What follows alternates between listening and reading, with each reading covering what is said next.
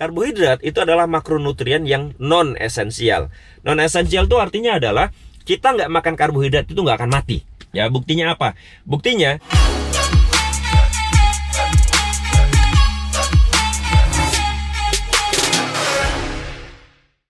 Bismillahirrahmanirrahim. Assalamualaikum warahmatullahi wabarakatuh. Selamat pagi teman-teman sekalian.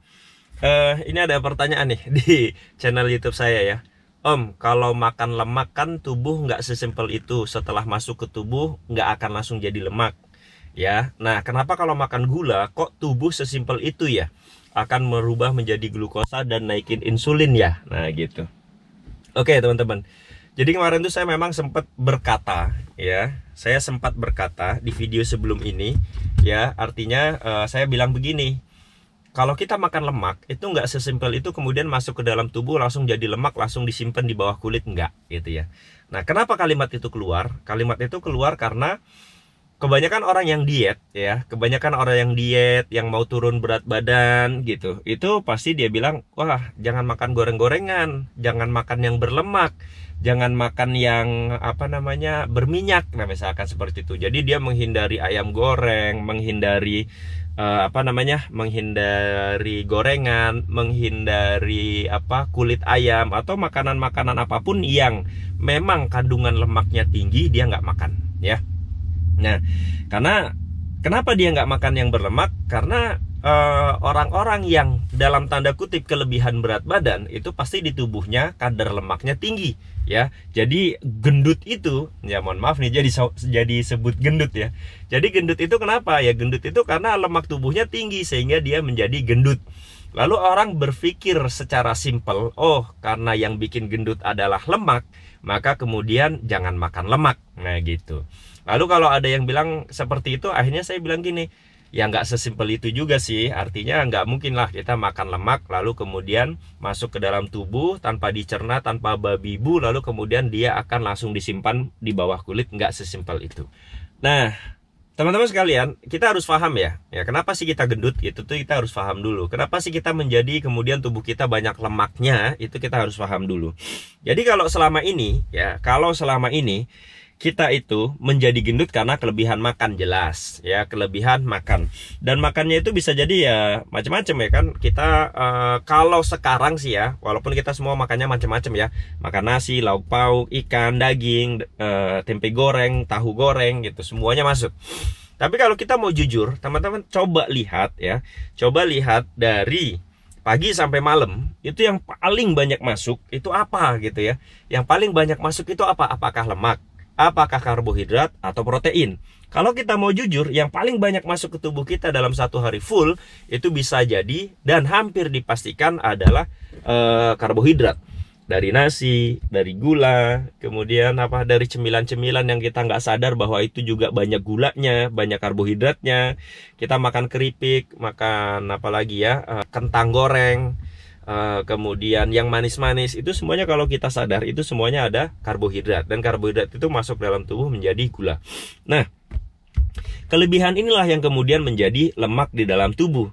Nah, dari sini aja kita tahu bahwa oh ternyata yang bikin lemak banyak di dalam tubuh itu bukan lemak ternyata, tapi adalah gula atau karbohidrat gitu ya. Kita samain persepsi dulu lah ya. Kalau saya bilang gula itu ya dalam tanda kutip adalah semua jenis makanan yang kalau masuk ke dalam tubuh dia menjadi glukosa, dipecah menjadi glukosa. Contohnya ya roti yang mengandung tepung ya, yang mengandung gula, yang mengandung karbohidrat, itu kalau dimasuk dalam tubuh dipecah menjadi gula. Nah, kita sepakat itu ya. Kalau misalkan saya ngomong gula, ngomong karbohidrat atau ngomong apapun itu masuknya merujuk ke sana. Nah, kalau kita teliti setiap hari, itu saya pastikan 100% untuk orang Indonesia, untuk orang modern zaman sekarang, itu yang banyak masuk adalah makanan-makanan yang mengandung karbohidrat. Ya, karena memang banyak sekali makanan-makanan mengandung karbohidrat kalau dipecah masuk dalam tubuh menjadi gula itu banyak sekali. Pagi-pagi minum teh manis pakai gula, makan pisang goreng, itu juga ada karbohidratnya masuk tubuh jadi gula. Tempe goreng kalau masuk ke tubuh dipecah jadi glukosa itu gula. Kemudian kita makan nasi, lalu kemudian sayur-sayuran pun ada karbohidratnya walaupun tidak banyak gitu kan. Kita nanti di kantor minum entah itu es kopi atau es teh, sambil kerja gitu ya. Lalu ada cemilan juga di situ, entah biskuit atau keripik, itu gula juga. Siang kita makan nasi, gula juga. Lalu nanti pas pulang, misalkan kita naik mobil kayak gini, kita minum kopi, gula juga. Sampai rumah makan nasi, gula juga. Malam makan sesuatu, gula juga gitu ya.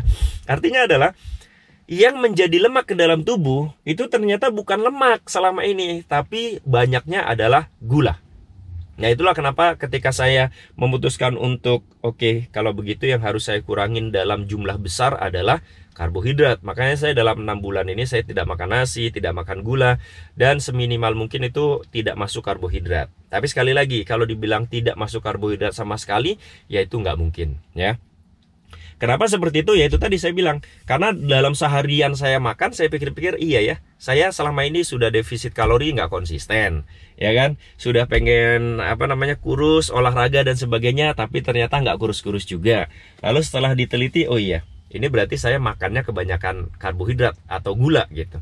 Akhirnya saya belajar apa ya kira-kira yang bagus, ketemulah ketofastosis. Nah dari situ, ya, jadi satu yang harus difahami, gendut itu bukan hanya dari lemak, tapi kita lihat gendut itu pasti karena kelebihan makanan. Dan kalau kita teliti dalam seharian, yang lebih banyak banget itu adalah karbohidratnya malahan.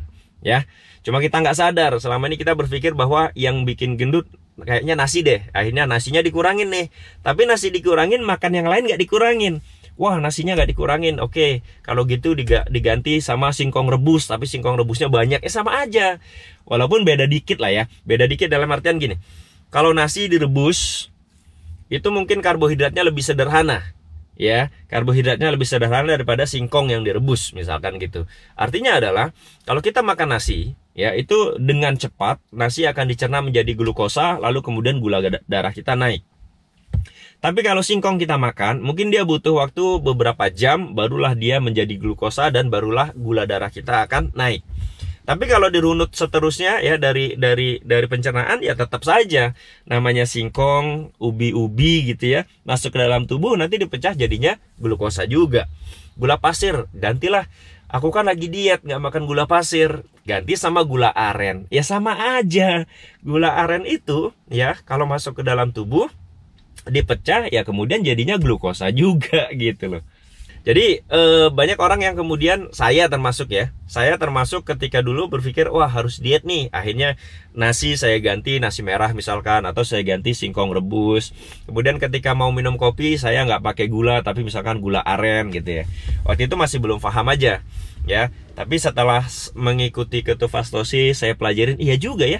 Ya kalau ini diganti sama yang ini sama aja masuk ke dalam tubuh ya gula-gula juga gitu. Nah akhirnya saya merubah menjadi ketofastosis. Nah ini yang pertama. Kemudian berikutnya yang ingin saya bilang adalah, kan tadi pertanyaannya kenapa gula kalau masuk ke dalam tubuh jadi sesimpel itu ya, gampang naikin gula darah. Nah sepemahaman saya, jadi kalau misalkan tubuh kita masuk banyak makanan, itu gula memang menjadi sesuatu yang paling gampang dicerna.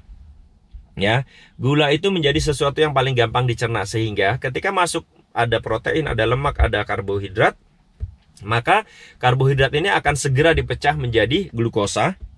Dan kalau glukosa ini sudah menjadi glukosa di dalam darah, maka darah itu nggak boleh kelebihan gula. Ya, darah itu tidak boleh kadar gulanya terlalu tinggi, sehingga kemudian tubuh kita dengan keajaibannya akan mengeluarkan insulin. Lalu insulin inilah yang akan membawa gula masuk ke dalam sel. Jadi gula itu nggak bisa masuk ke dalam sel secara sendiri gitu ya. Dia harus dikawal atau diikat sama insulin. Nanti sama insulin ini, insulinnya akan membawa gula, gula ini akan masuk ke dalam sel. Barulah bisa digunakan untuk untuk kebutuhan sel kita. Nah, kalau dibilang sesimpel itu ya memang sesimpel itu. Tapi kita juga harus paham ketika masuk protein, tubuh kita pun akan memetabolisme protein. Jadi protein itu akan dimetabolisme menjadi apa? Menjadi asam amino gitu loh. Jadi protein itu kan bagian terkecilnya adalah asam amino. Kemudian masuk dalam tubuh kita kan bentuknya protein. Ya, protein hewani misalkan gitu. Masuk dalam tubuh kita makan daging kambing misalkan. Nah ketika sudah masuk ke dalam tubuh kita, itu daging kambing itu sebagian besar daging itu protein, lalu kemudian nanti di dalam tubuh kita itu akan dipecah. Jadi proteinnya akan dipecah menjadi asam amino. Nah, lemak juga gitu. Lemak ketika masuk ke dalam tubuh kita, maka tubuh kita punya jalur metabolisme lemak. Lalu kemudian lemak itu akan dipecah menjadi apa? Menjadi asam asam lemak bebas ya. Asam lemak itu adalah bagian-bagian terkecil dari lemak. Nah, semuanya kalau kita masukin makanan, kita makan nasi berarti ada karbohidratnya, terus lauk pauknya misalkan daging berarti itu protein. Kemudian misalkan dimasak dengan minyak goreng atau apapun itu ada lemak. Di daging pun ada lemaknya juga. Jadi dulu ketika saya belum ketofastosis ya masuk semua karbohidrat, protein, lemak. Dan semuanya itu masuk ke dalam tubuh kita. Dan semuanya itu dimetabolisme sama gitu. Semuanya dimetabolisme sama oleh tubuh kita. Kalau misalkan karbohidrat itu dimetabolisme. Jadi gini teman-teman, kalau teman-teman tahu karbohidrat itu adalah kalau kita sebut tuh kayak gumpalan besar ya. Walaupun kecil dalam tubuh ya, tapi supaya lebih gampang. Karbohidrat itu adalah gumpalan besar yang kalau gumpalan itu kita hancurkan, itu isinya adalah glukosa. Jadi bagian terkecil dari karbohidrat itu adalah glukosa. Nah, glukosa ini kalau masuk dalam darah itu akan naikin kadar gula darah. Gitu loh, akan naikin kadar gula darah. Nah, makanya ketika masuk dalam tubuh jadi glukosa, naikin kadar gula darah, insulin keluar. Kalau protein itu gumpalan besar. Kalau dipecah menjadi bagian paling kecil dari protein, maka dia isinya adalah asam amino. Asam amino ada dua, asam amino esensial, ada asam amino non esensial. Kemudian ada lemak. Lemak itu juga sama, gumpalan besar. Kalau dipecah menjadi bagian terkecilnya, ya saya lupa tuh ada gliserol, kemudian ada asam lemak. Nah ya, asam lemak itu ada yang baik, ada yang jahat. Makanya kita diusahakan untuk mengkonsumsi lemak-lemak yang baik. Lemak-lemak yang baik itu misalkan olive oil, yang gitu-gitu lah ya, minyak kelapa, kemudian di alpukat itu juga banyak ininya. Nah, semuanya kalau masuk dalam tubuh itu dipecah menjadi bagian terkecilnya karena tubuh kita tidak bisa memakai ya protein yang masih gumpalan besar, tidak bisa memakai lemak yang masih gumpalan besar, tidak bisa memakai karbohidrat yang masih gumpalan besar. Sehingga semuanya harus dihancurkan menjadi bagian terkecilnya. Nah, bagian terkecilnya itu tadi. Dan semuanya ya itu dalam darah itu nggak masalah, biasa aja kecuali glukosa. Glukosa itu memang kalau masuk ke dalam tubuh, ke darah, kadar gula naik, lalu kemudian harus dinetralkan dengan insulin. Nah itu tadi masalahnya adalah kalau kita setiap hari kebanyakan glukosa, sehari 2 hari mungkin nggak apa-apa lah. Kayak saya misalkan ketofastosis nih, tapi kan kadang-kadang saya nakal. Aduh, hari ini pengen mie ayam nih misalkan. Belilah mie ayam, lagian saya udah 6 bulan nggak makan, ya udah sesekali makan mie ayam. Ya itu menurut saya, kalau saya pribadi saya nggak apa-apa lah gitu, sekedar ibaratnya nggak tiap hari. Cuma kan dulu ketika saya belum ketofastosis, atau teman-teman yang ketika melihat ini mungkin teman-teman melihatnya adalah teman-teman ketika belum melihat ini kan teman-teman sekarang setiap hari itu makannya masih begitu ya, nasi, lauk pauk dan sebagainya, minum kopi manis, teh manis, biskuit, cake ya, dan seterusnya. Dan kalau dilihat, saya yakin pasti kelebihan karbohidratnya itu sangat banyak gitu loh. Dan itu terjadi nggak sehari, tapi hari ini terjadi, besok terjadi, besok terjadi, besok terjadi. Akhirnya pankreas kita itu setiap hari harus mengeluarkan insulin cukup banyak. Dan mau nggak mau itu terus terjadi sehari 2 hari, sebulan 2 bulan, setahun 2 tahun. Lalu kemudian lama-lama kita takutnya apa? Takutnya pankreas kita menjadi rusak, atau kemudian insulin kita diproduksi tapi nggak cukup untuk mengatur gula darah. Yang terjadi ya diabetes ya. Yang terjadi adalah diabetes. Dan kalau sudah jadi diabetes, nah itu yang repot ya teman-teman. Kalau sudah jadi diabetes itu yang repotnya adalah diabetes itu ibunya semua penyakit. Jadi hampir semua penyakit itu datang setelah diabetes. Jadi kalau udah diabetes, kadang-kadang kita merembet ke ginjal, ngerembet kemana lagi? Hati, jantung, dan seterusnya dan seterusnya. Makanya dari situlah kemudian saya berpikir, oh kalau saya tidak berubah, saya takut nih gitu. Jadi saya takut nih, dulu ayah saya itu meninggalnya karena diabetes. Ayah saya diabetes dalam waktu setahun 2 tahun lalu udah merembet kemana-mana. Ya, waktu itu saya nggak tahu ketofastosis sih, jadi saya ya nggak ngerti. Dan ketika diabetes itu dokter pun masih mempersilahkan untuk makan apapun, tapi yang penting dikurangi. Jadi kata dokter nggak apa-apa makan nasi tapi jumlahnya sedikit gitu ya. Nggak apa-apa makan roti tapi kurangi. Terus jangan lupa kalau habis makan banyakin gerak, ya, disuruh begitulah. Tapi kan yang saya pikir, ya kan diabetes itu karena gula darah naik ya. Gula darah naik itu terjadi karena apa? Ya memang karena makanan. Harusnya kan kalau ini, ya udah kalau gitu makanannya dihindarin aja, benar-benar dihindari yang mengandung karbohidrat yang kalau dimakan jadi gula di dalam darah gitu ya.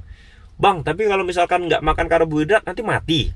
Nah, seperti yang saya bilang di video berikutnya, karbohidrat itu adalah makronutrien yang non-esensial. Non-esensial itu artinya adalah kita nggak makan karbohidrat itu nggak akan mati.